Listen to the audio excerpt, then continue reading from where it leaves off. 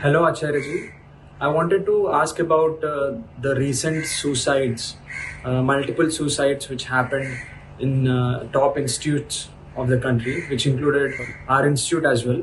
So I wanted to know what is the reason behind these suicides which are occurring in the country, and is it due to societal pressure or academic pressure? You see, a kid is a very dependent being. Very dependent, so the kid is heavily exploited. You tell the kid that your life is worthless if you do not attain such and such goals.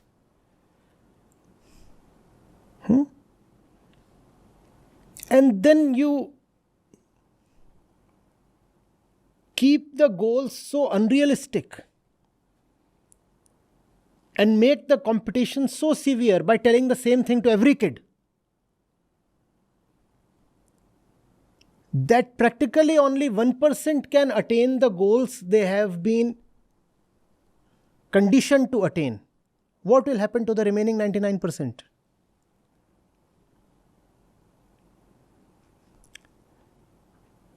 One of the most fundamental needs of the mind is to know itself. Who am I and why do I exist?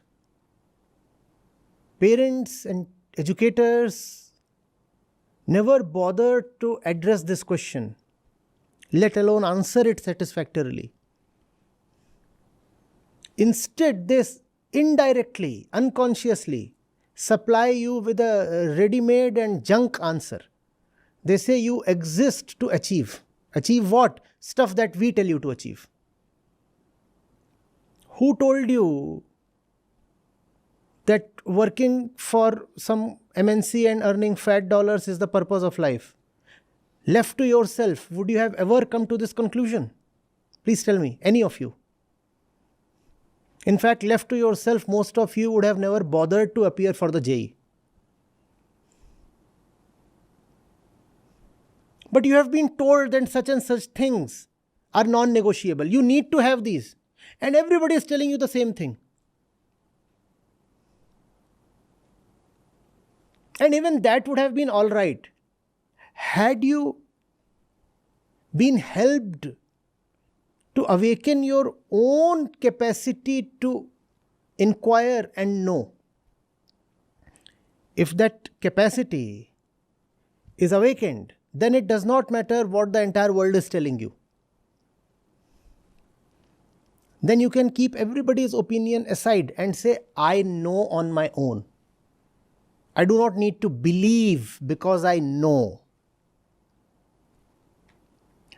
But the constant bombardment of propaganda is accompanied by an equivalent dehumanization of consciousness.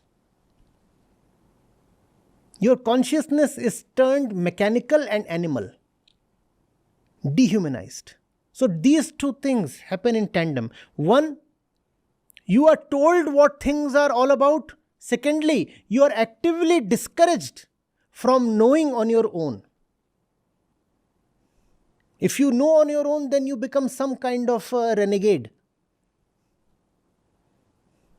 Unacceptable. An uncontrollable rebel or something who needs to be straightened.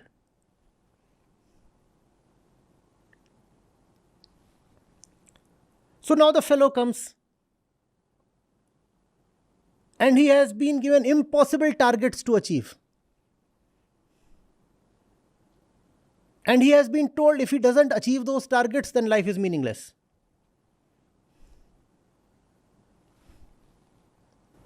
Some of them buckle, very sadly. All links in any chain do not carry the same strength. There are weak links, right? If you put undue pressure on the ends of the chain, some link will break. The fault does not belong to the link. You must question those who put the pressure.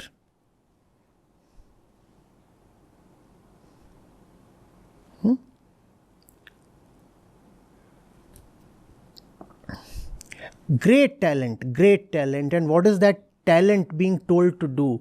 That talent is being told, you go somewhere and write code, random code. And if that random code is for one of the top companies, then you are successful. What success is there in this?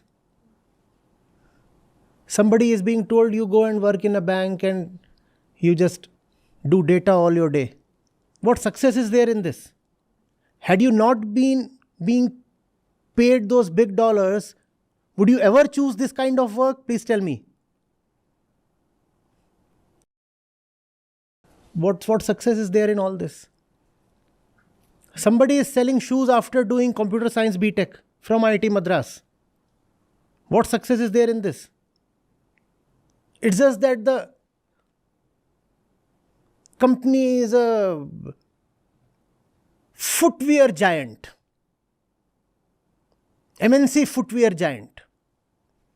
And then you take pride. You don't take pride. Your parents take pride. Your parents take pride and the entire society takes pride. And then a few girls can come to you, or their parents rather. The fellow is earning, so, how about a match? From all the directions, the message that is coming to you is, there is this particular definition of success. And if you cannot measure up to it, then life is not worth living. So some of our friends, unfortunately, take it very literally. They say, if life is not worth living, why should we anyway continue living at all? You could say they are more logical than the rest of us. Culpability has to be fixed. Everybody who has been continuously teaching you that life exists just for the sake of material gratification is the culprit. Catch him. Justice needs to be done. Otherwise, this kind of trend will continue. It's not just about your campus, it's happening everywhere.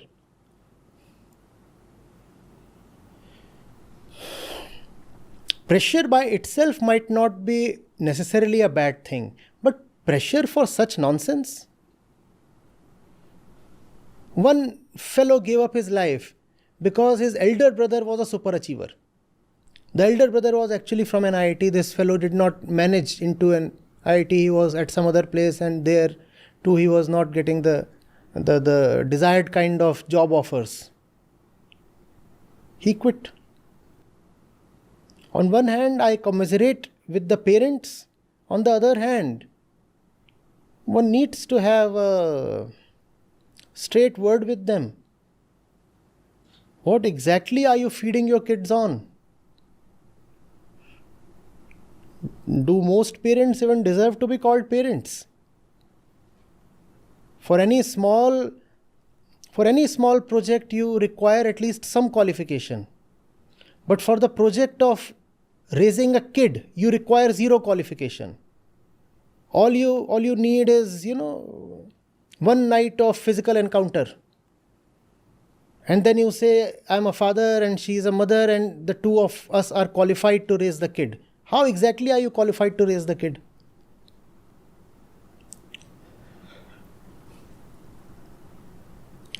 This is nothing but symptomatic of a society where inner education is considered dispensable. Where we say that if you teach the student in history, geography, maths, science and the languages, that is sufficient. The student does not need to be given education in life, education of the self. That is not necessary. If that is not necessary, this will be the outcome, and sadly, this outcome might keep getting repeated. And that inner education, mind you, cannot come just naturally from the family or somewhere. Just as you require expert professors to teach you maths and physics, similarly you require experts to deliver life education. If that is not there, then the mind will remain very cluttered, very confused, and ultimately sometimes suicidal. What a wastage. What a wastage. And what makes the wastage worse is that the lives of those, even those who survive, are rendered waste. We talked about the fellow who's working in a footwear MNC post his electrical engineering. Why should that not be considered an equal wastage of life? Or the fellow who decides to sell fizzy drinks. If you look at the IIMs, for example, they attract a lot of crowd from the IITs. And what do these IITians do passing out from the IIMs? Somebody is selling fizzy drinks, somebody is selling home loans. That's an equal wastage. But we don't want to talk of that. We talk of that as gainful employment. In fact, we gloat over that. We say, this is heroic. My Johnny has attained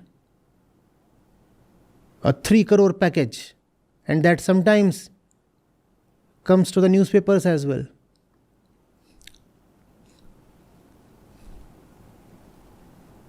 That should indeed come to the newspapers as a thing of tragedy, not as a matter of celebration.